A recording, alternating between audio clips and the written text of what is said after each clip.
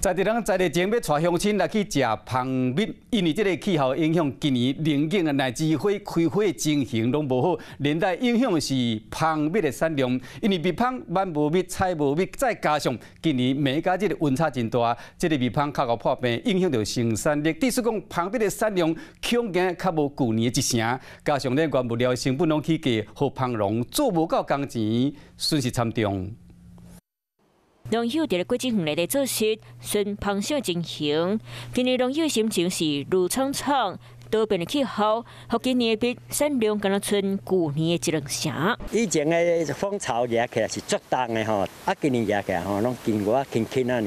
今年菜因为高温的影响，和乃至林景开花率敢若断层，互蜂采袂到蜜。阿蜂适合生活伫咧17到20度的气温，你讲暝温差大，互蜂嘛较会破病。过去正常一箱会当采收到12到13斤，今年敢若斤冠两两。你在养的时候，那个蜜蜂就体弱啊，你讲叫伊做工课，它无力，伊就采较无啊。 面对气候挑战，蜂无通车，只好坚持甘蔗糖分指标。今年同意介绍成本变低，嘛互饲蜂的成本增加。